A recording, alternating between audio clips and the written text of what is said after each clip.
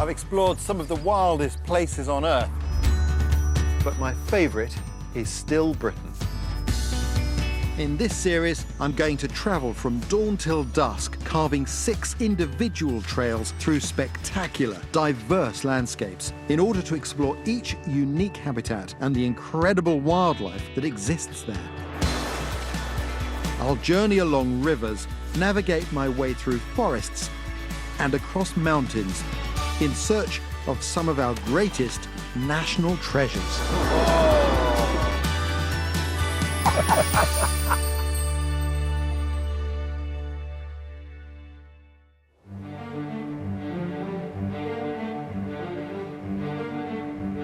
This week, I'm on Dartmoor. I love this rugged landscape. It's possibly my favourite national park. In this part of Devon, there is a unique blend of natural history and ancient history. From the spectacular granite tors that top off so many of Dartmoor's hills, to the amazing Bronze Age architecture scattered across the countryside. Thousands of years of farming have created a distinctive moorland environment, while the rich valley woodlands are home to many rare and endangered species. I'm looking forward to following in the footsteps of our ancestors as I make my way through this stunning English landscape. My journey starts on the rugged peaks at the north of Dartmoor. This is High Will Hayes, the highest point in the national park, 621 metres above sea level. Today, the view is spectacular. I love coming here. There's a tremendous sense of expansiveness. There's always a wind, and it's challenging. I really like that. This is where I first learnt to navigate, roaming from tor to tor across the moors with a map and compass. And this tough terrain is still used today as a training ground for our armed forces. This section of the national park is a firing range, closed off to the public when training exercises are underway. But today, we have special permission to come and film in this area. The military have been here for about 200 years, and there are some fascinating artifacts that date back to some of the previous conflicts, like this railway here. This was part of a range used in the Second World War. If I follow this rail, it leads to this shed here built of local stone. Now, normally this is locked, but on this special occasion, I have permission to go inside and take a look. Now look at that. This is Captain. This is a range engine that during the Second World War used to run down these rails, towing behind it a trailer on which was a target of a tank that troops could shoot at using a variety of different weapons. Today, the ranges are still active, and if there are warning signs saying don't go into this area or red flags up, pay close attention to it, because you wouldn't want to be on the receiving end. While British soldiers were going through their manoeuvres on the high moors 200 years ago, thousands of their French enemies were under lock and key just a few miles away. Dartmoor Prison was built in the early 1800s to house prisoners of war during the Napoleonic Wars. It is still in use for low-security inmates today. Neil Cole's farm sits in the shadow of the prison. His family have worked the land here for generations. Neil is taking me to see his horses out grazing on the common to the south of the prison. We're on the way out to Whiteworks, where I got a bunch of ponies. It's not always guaranteed, but generally this is where they live and stay because they've been born and bred there. So we should be able to find them. The ponies, of course, they're iconic, aren't they? I mean, everyone thinks of Dartmoor and the ponies. Yeah, well, they're not just iconic. They are part of the moors. The ponies have teeth top and bottom on their jaw, on their front. So they nibble, you know, the rushes, the gorse, and the cattle and sheep just won't graze that. The moors look the way they do because there's Dartmoor ponies. I think they're just down there.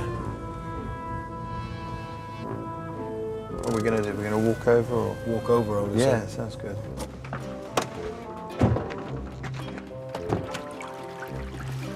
You see people, Yeah. they'll try and disappear. And there's lots of dead ground. Yeah. And they know the land a lot better than what we do. Exactly.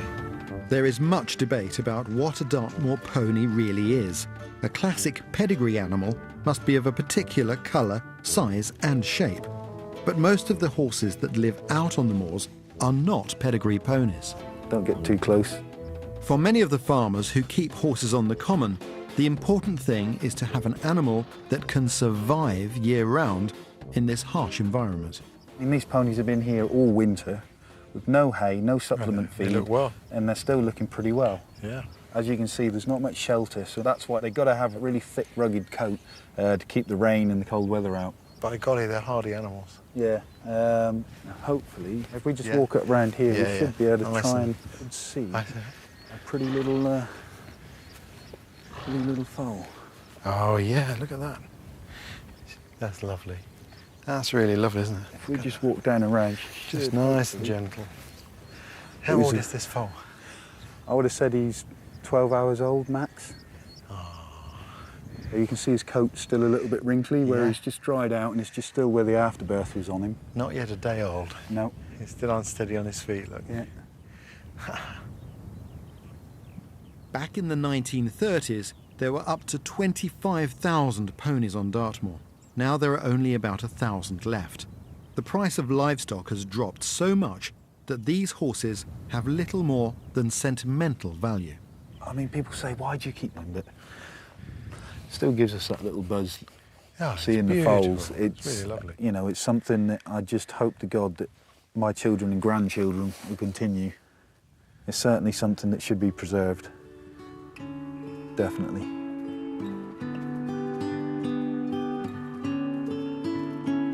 Now I'm moving on from the grazed moors and granite tors of Dartmoor's uplands to drop down to a small oak woodland on the banks of the West Dart. I always remember the first time I came to Dartmoor, I was really impressed by all this granite. It feels invulnerable, but actually it's not. The more you come to know them more, the more you realise it's in a constant state of flux. In fact, all of the tors on the moor are being broken down by the weather itself into much smaller pieces, which then sometimes roll downhill like this, and you end up with what the locals call clitter. And you can see what an amazing landscape this is. It's so broken, it's almost impossible to stand up in. And that makes it difficult for the animals too. And as a consequence of that, the trees that grow here have had some protection. And we've ended up with this fairy grotto-like wood.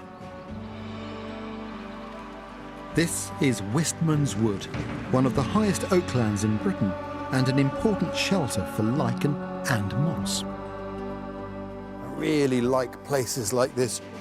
The moss is like the perfect material for some things to grow in. This is wood sorrel. It's nothing particularly special, it's very common. It has a leaf that looks like clover, and that tastes of apple peel. It's really nice. That was the first wild plant that I ever tasted. From the day I tasted that, I've been hooked on things that you can eat. But of course you have to know what you're doing. You can't just go out and eat anything, because there are poisonous things that grow here too. But there are other things we found here, things that I wonder whether the ancient peoples of Dartmoor made use of. This one here is called, there's a Latin name usnea, because it contains an acid called usnic acid, which is really good for treating fungal infections and cuts. And up here we've got polypody, this fern. The roots of this, boiled up in milk, have been used to treat sore throats. But I'm going to leave it because a place like this is very special. If you come here, just look. Don't even leave too many footprints.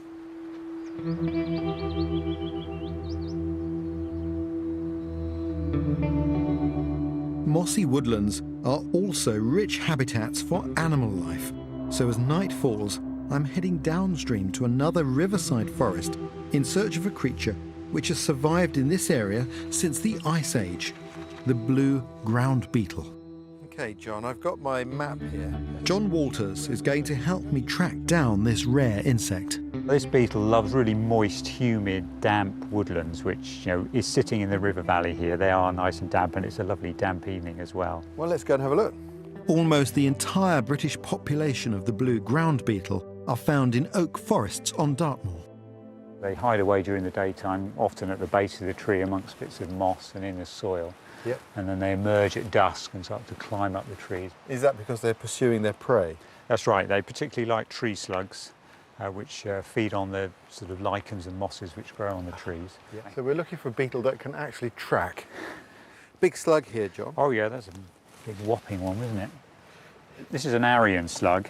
One of the identification features of this particular one, and I don't know who found this out, but if you stroke the slug from its head end to the tail, it will waggle its body from side to side. You can see it doing it now, yeah. There it goes. It's amazing. It's like got some disco bit going on. That's right. This is a slug which spends most of its time on the ground, but the ones we're looking for, that the beetle particularly likes, are the ones which climb up into the trees. So they're different species, but we should be able to find some of those. Check all the trees as we go by. Oh, there's a slug. This is a big slug here, right?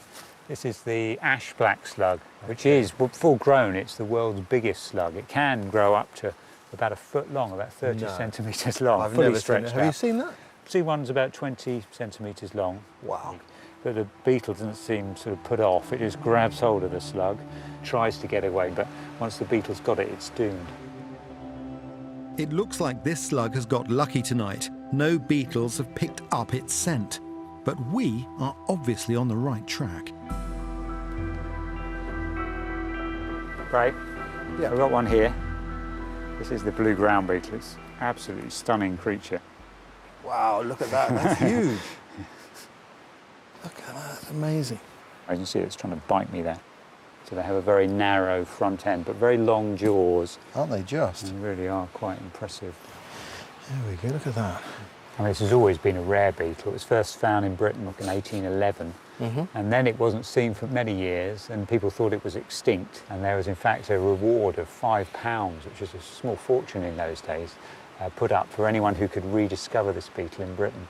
And eventually, a lady found one, but she only actually got £3 and a few shillings because it was slightly damaged. Which I thought she was a bit hard done by, I thought, yeah. It's been fascinating to see the rich wildlife of Dartmoor's ancient oak woodlands. But I can't wait to get back out onto the hill. I'm on Dartmoor, the largest and wildest area of open country in the south of England. It's a place I've returned to many times since first learning to navigate across this landscape as a young man. Coming to Dartmoor is always exciting because my two favourite things are found here. Natural history and ancient history. In fact, you can literally trip across the remains of people's lives from thousands of years ago. Dartmoor has the largest concentration of Bronze Age remains in the UK. The most famous is probably Grimm's Pound, one of nearly 500 enclosed settlements found in the national park. This pile of rocks isn't a natural feature. This is actually a wall. It's a man-made structure. And up here is an entranceway. Take a look at this. Now, this wall was quite a construction. It's estimated this was 1.7 meters high. And those are big, heavy granite boulders. This was a lot of work. And it was put up almost certainly to look after cattle in this enclosure. Today, the weather's pretty wet, but back when this was constructed, it was a different climate. Then it was warmer and drier. And these hills would have been really good grazing land for cattle, hence these communities. What's amazing is that inside this incredible enclosure, you can still find the homes of the people who lived here.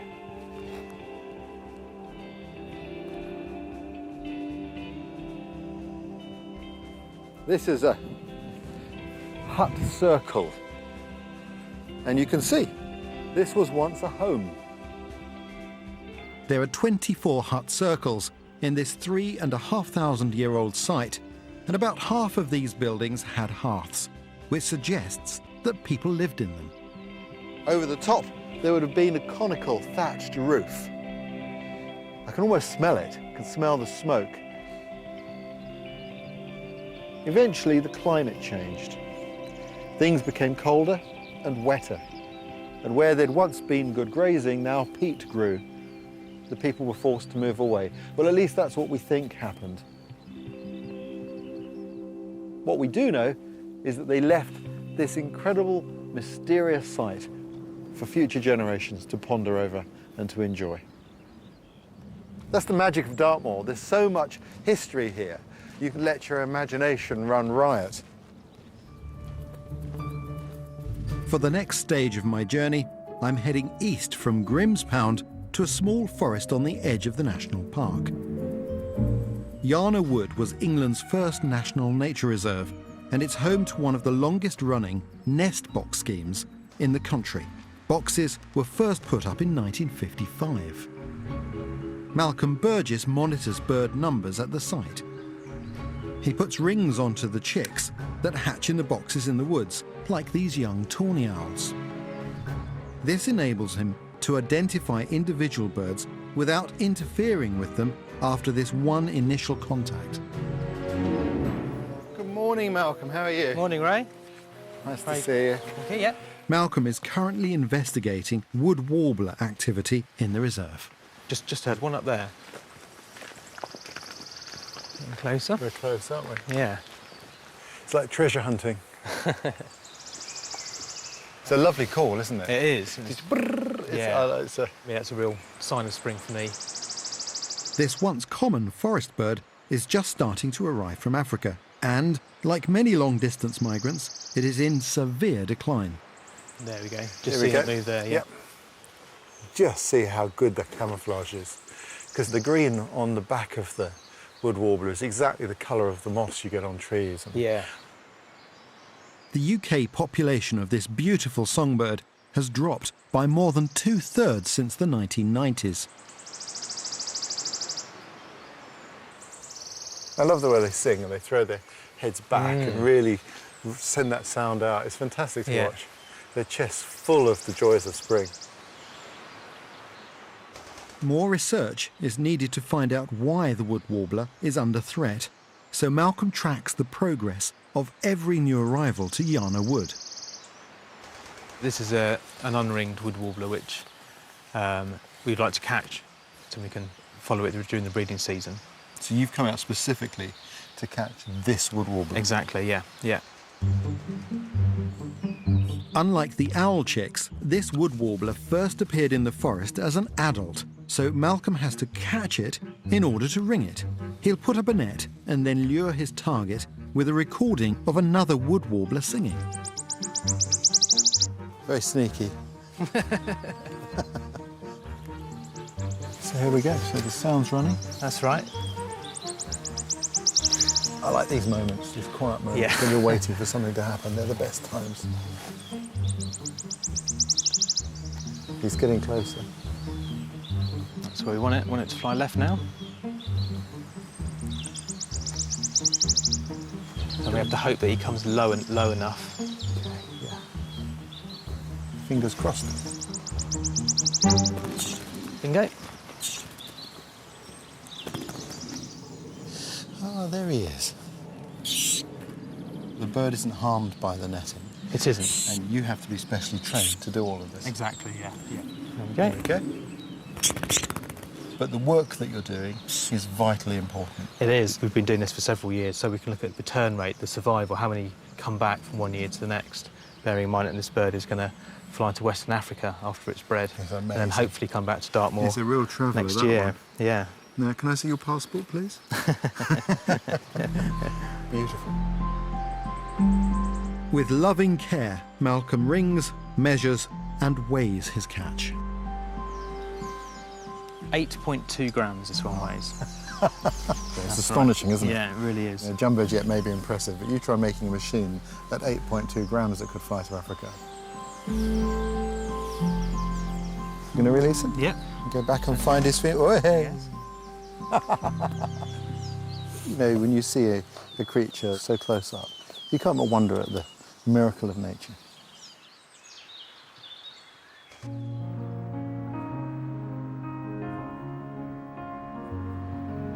Well, this is where my journey ends, and where better than one of the windy granite tors of Dartmoor. I have a special connection with this national park. This is where I really started to learn to navigate. And on bigger journeys in wilder places, I often think back to those days roaming across the moors from tor to tor. But it's been great to come with a different intention and to see the wildlife here. That giant beetle, the blue ground beetle, what an incredible thing that is. The archaeology too, that will stay in my memory for a long while. But also the other things like the iconic ponies and learning about their important role here in this fragile ecosystem.